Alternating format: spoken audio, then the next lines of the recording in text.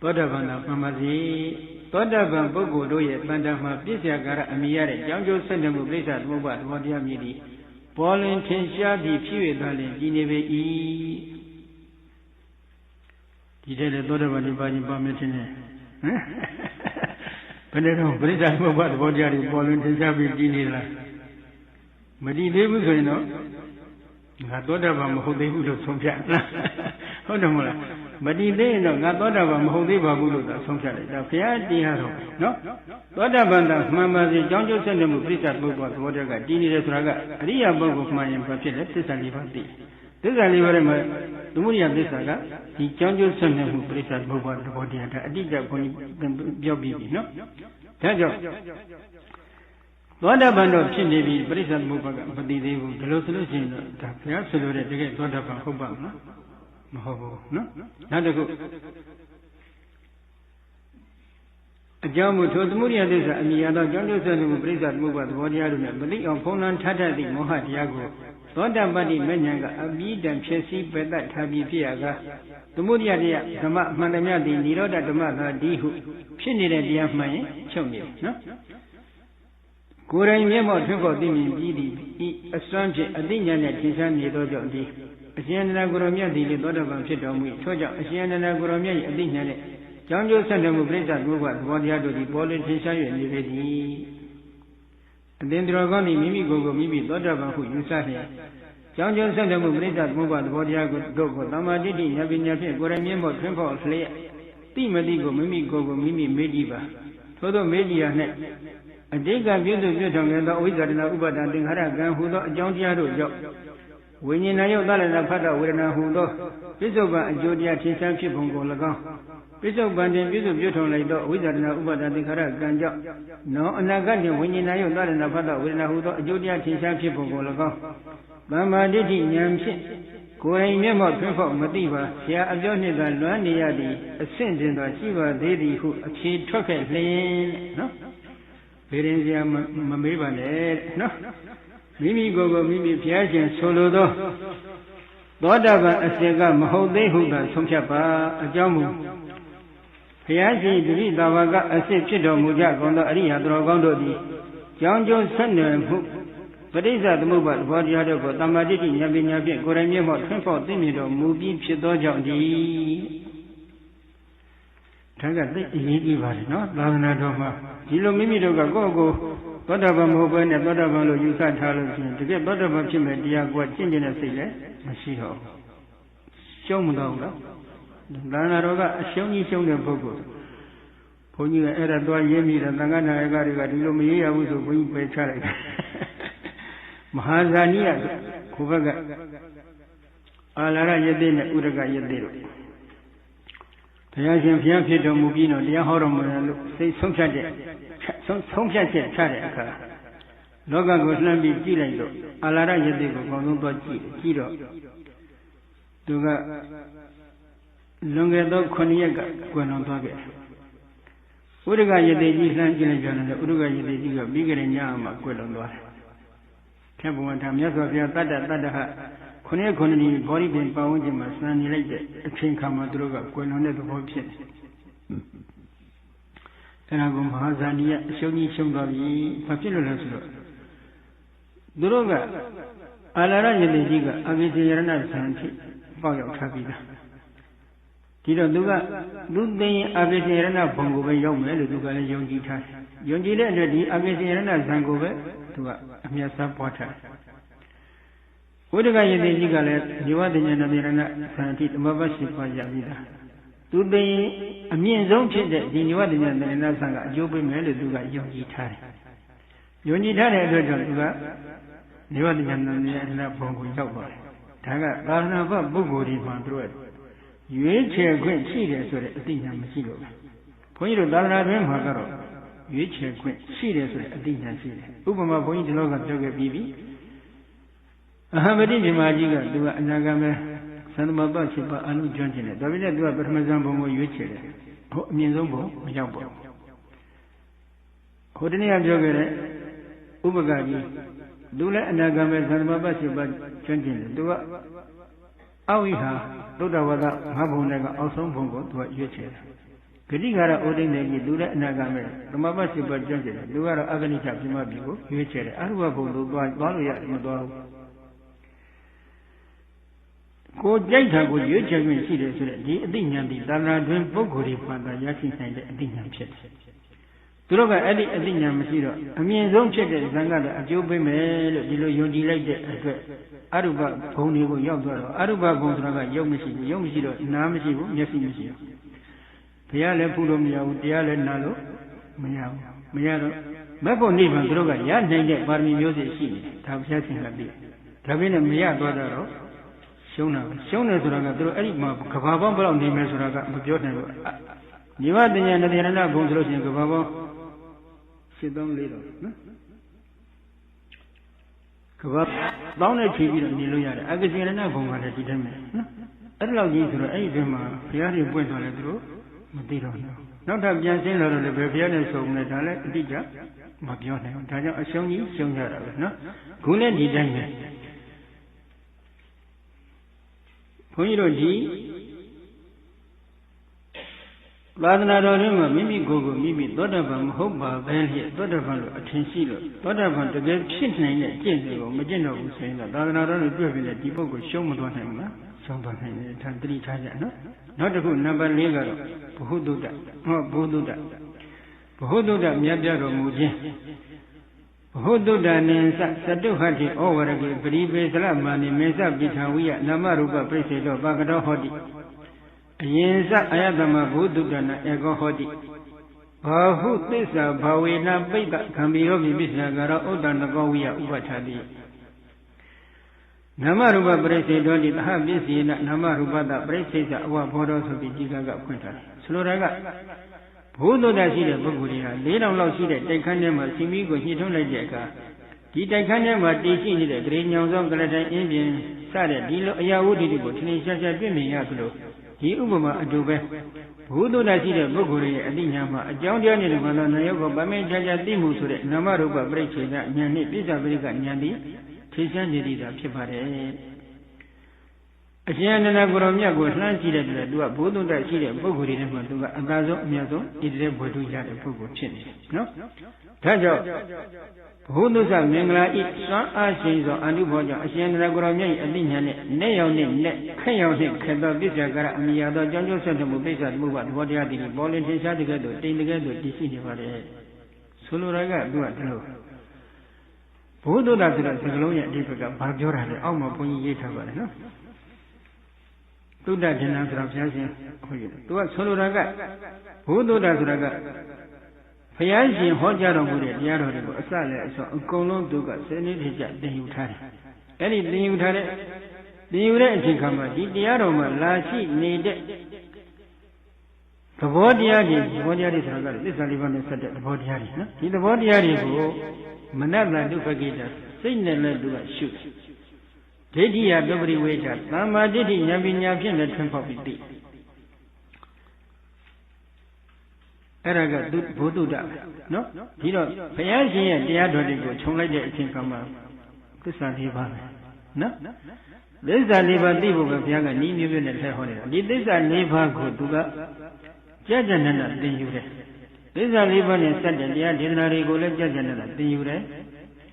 အဲ့ဒီသစ္စာလေးပါးကိုလည်းသမ္မာဒိဋ္ဌိဉာဏ်ပညာဖြင့်ကိုယ်တိုင်မျက်မှောက်ထွန်းပေါက်သိမြင်အောင်ကြိုးစားအထုတ်တယ်ဒါပေမဲ့ဒီနေရာမှာအထူးအလေးကလေးပြုထားတာတော့ဘုန်းကြီးတို့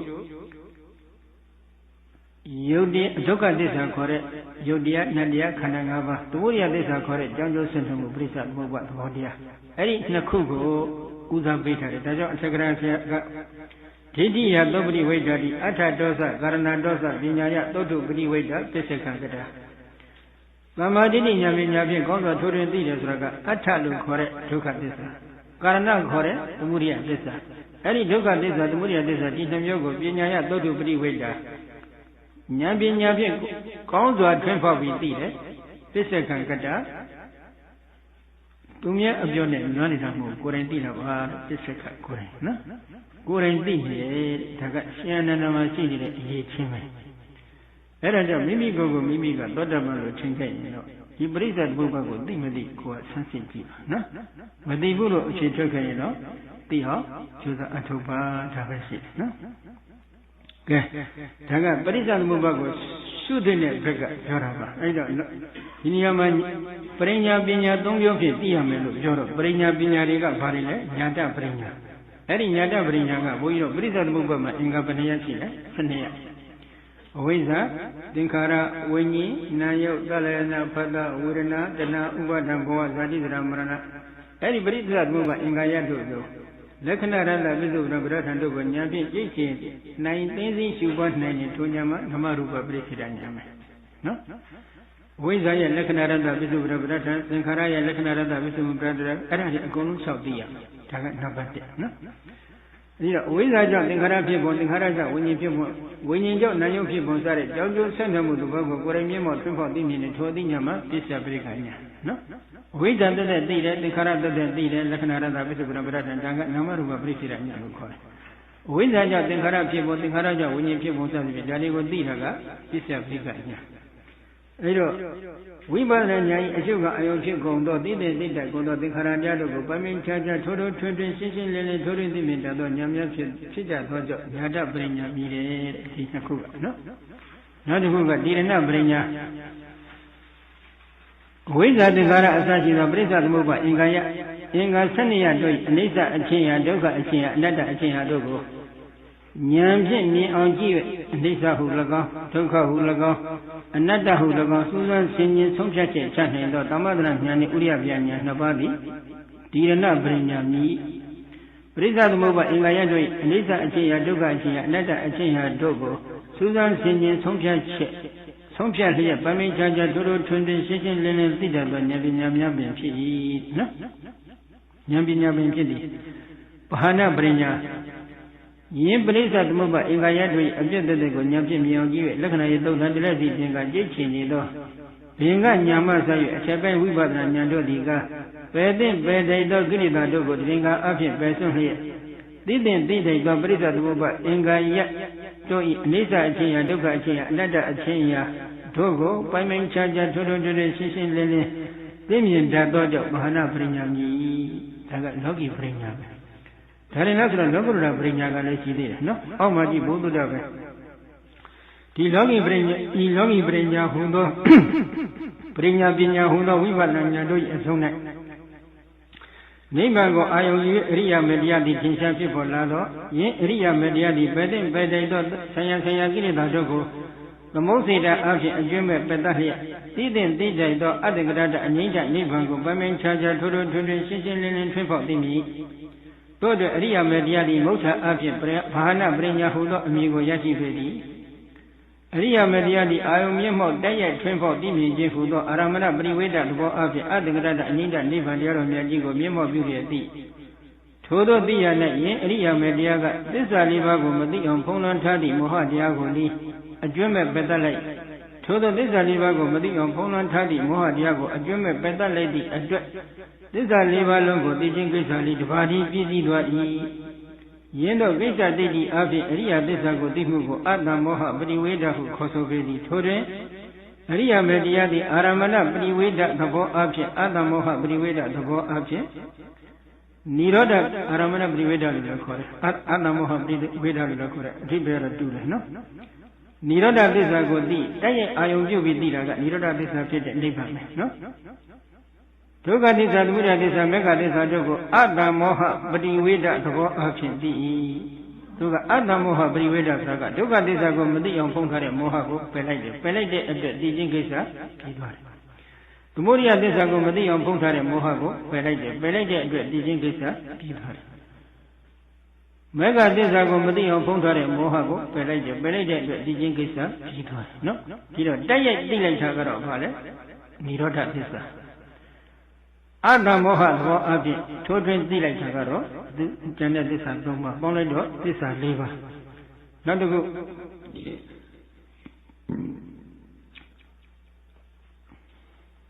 ဒုက္ခသစ္စာသမုဒယသစ္စာမေဃသစ္စာတို့ကိုအတ္တမောဟပရိဝေဒအဖြစ်သည့်ထို့ကြောင့်အရိယာမေတ္တရားသည်ဒုက္ခသစ္စာအမိယတိပရိစ္ဆသမုပ္ပါအင်္ဂါယတို့နှင့်သမုဒယသစ္စာအမိယတိယင်ပရိစ္ဆသမုပ္ပါအင်္ဂါယတို့၏အချင်းချင်းကြောင်းကျိုးဆက်နွယ်မှုသဘောတရားတို့ကိုသိခြင်းကိစ္စပြည့်စုံသွားသည့်ဤအကြောင်းပရိယေအဖြစ်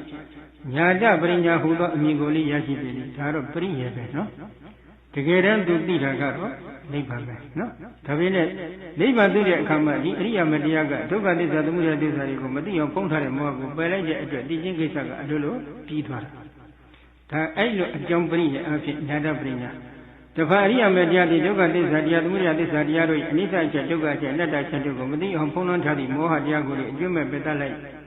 ထို့ကြောင့်ဒုက္ခသစ္စာသမုဒယသစ္စာအမိယတိယုံနာကြောင့်ကြောင့်သင်္ခါရတရားတို့ဓဏိပရိစ္ဆသမုပ္ပါတရားတို့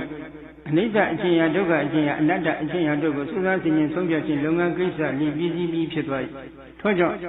အရိယာမေတရားသည်ဤအကြောင်းပရိယေအဖြစ်ဤရပရိညာဟူသောအမည်ကိုလိရရှိပေသည်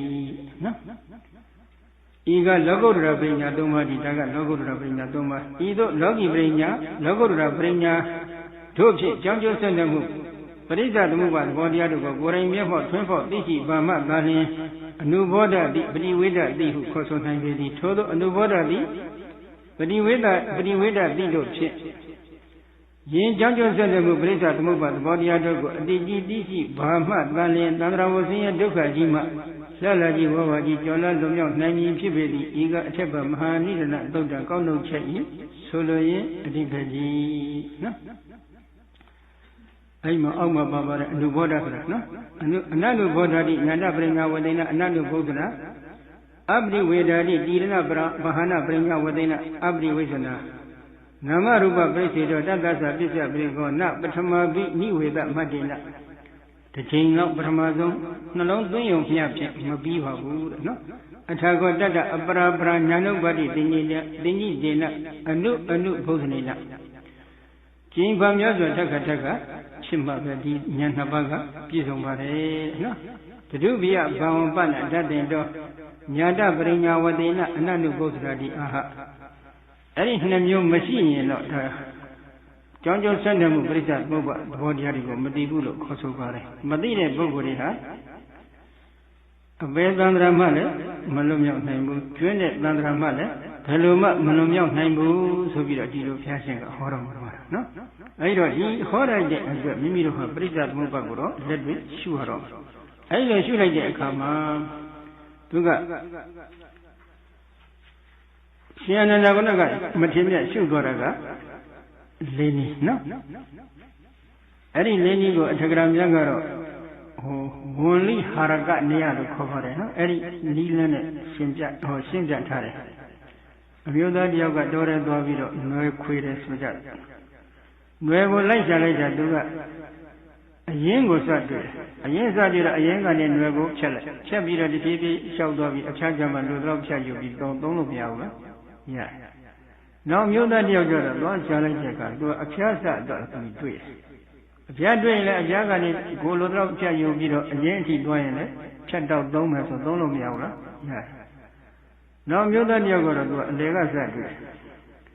အလေကတွေ့တော့အလေကနေသူတိုင်းလိုဖြတ်ပြီးတော့ဟိုဘက်အရင်ဘက်အထိယူပြီးသူသုံးလိုက်သုံးလို့မရဘူးလားရ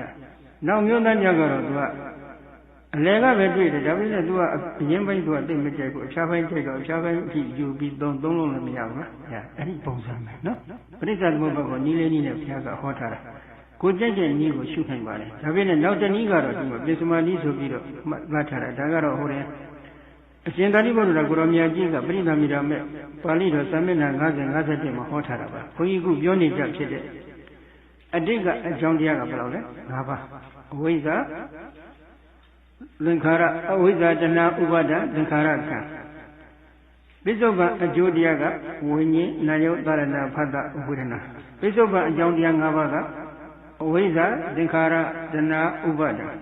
ဝိဇ္ဇာတဏှာဥပါဒသင်္ခါရကံနော်အနာကအကျိုးတရား5ပါးကဝိညာဉ်နာယုတ်သရဏဖတ်တဝေဒနာဆိုပြီးရှင်သာရိပုတ္တရာကိုရောမြတ်ကြီးကပြိဋ္ဌာန်ကြီးမဲ့မှာဒီလိုခွင့်ချပြီးဟောထားတယ်နော်အဲ့ဒီဟောထားတဲ့ဤစနစ်နဲ့ဘုန်းကြီးတို့ပရိစ္ဆသမုပ္ပါကိုမကျွမ်းကျင်သေးတဲ့ပုဂ္ဂိုလ်ကိုဘုန်းကြီးတို့စပြီးသင်ပေးပါတယ်နော်သင်ပေးလိုက်တဲ့အချိန်ခါမှာ